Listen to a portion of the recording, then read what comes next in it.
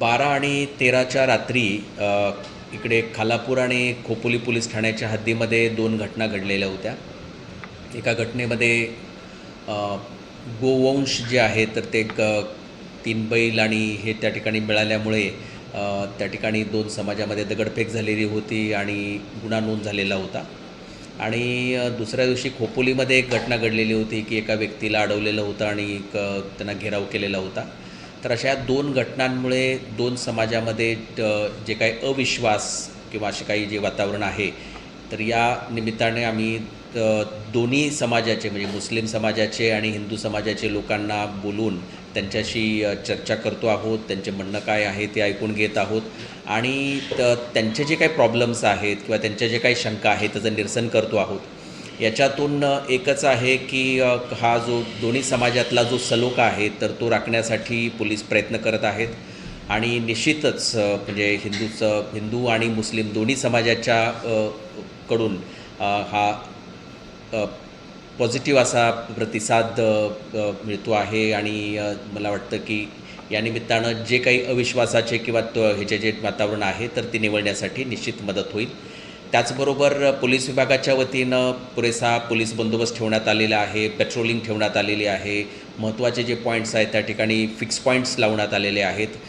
जेणेकरून कोणतीही छोटी घटना घडली तर त्या घटनेला जो प्रतिसाद आहे तर तो निश्चितच कमीत कमी वेळामध्ये देण्यात येईल, या दृष्टीने आम्ही प्रयत्न करत आहोत. यामध्ये आता आम्ही जे मुस्लिम समुदायाचे लोकांना आम्ही जे काही चर्चेला बोलवलेलं होतं तर ते 8 गावामधले प्रतिनिधी होते आणि त्यांनीच सर्वानुमते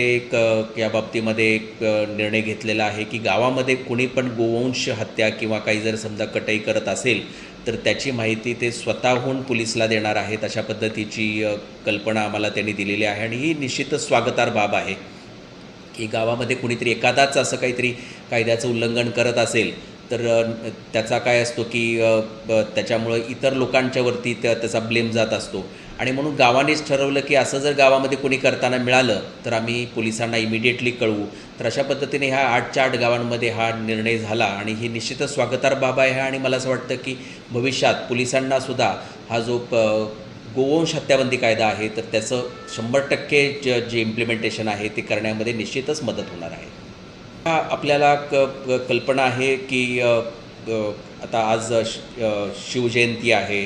त्यानंतर आता पुढे एक रामनवमीचा उत्सव आहे, गुढीपाडवा येणार आहे. तर एकामागे एक सण आहे. त्याचबरोबर मुस्लिम धर्मियांचे सुद्धा रमजानचे रोजे चालू आहेत, पुढे रमजान ईद येणार आहे. तर दोन्ही समाजातील जे लोकांना आम्ही या निमित्तानं आवाहन करू इच्छितो की जो सलोखा आहे, जो संवाद आहे तर तो टिकवण्यासाठी सर्वांनीच प्रयत्न करावेत आणि निश्चितच ते टिकवण्याचा प्रयत्न करावा.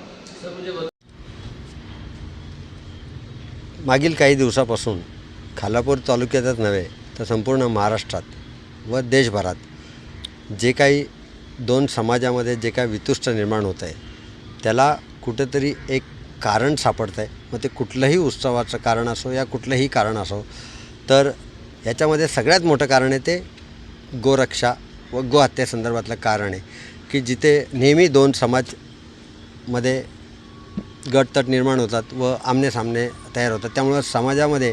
कुठेतरी कायदा सुव्यवस्थेचा प्रश्न निर्माण होतो आणि समाज मात्र ढवळून निघतो. याचा त्रास 4 लोक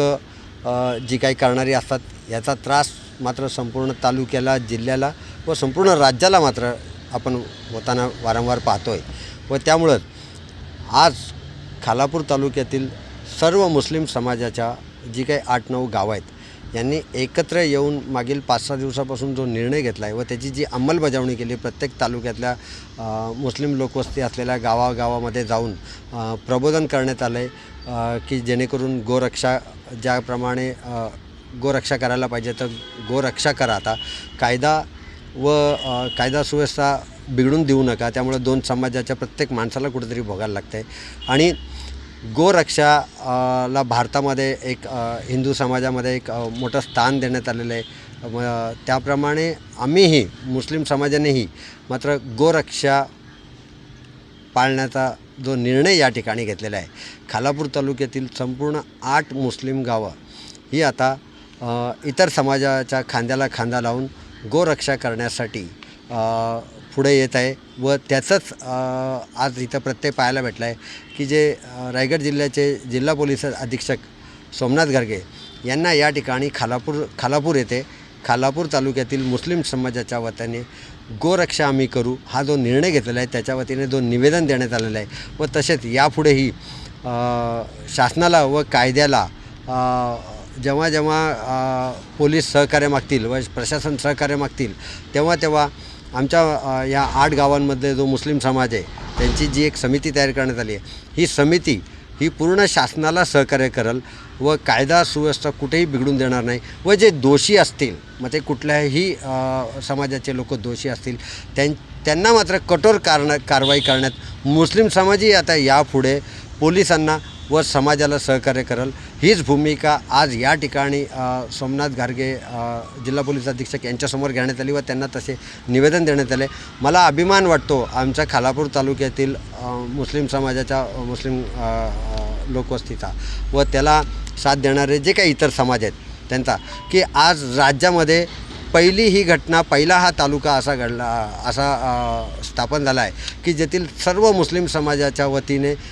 एकत्र येऊन प्रशासनाला व पोलिसांना निवेदन देण्यात आले की आम्हीही आता कुठेही कायदा सुव्यवस्था बिघडून देणार नाही व शासनाला व कायदा सुव्यवस्था पाळण्यासाठी पोलिसांना व शासनाला यापुढे आमचं पूर्ण सहकार्य राहील.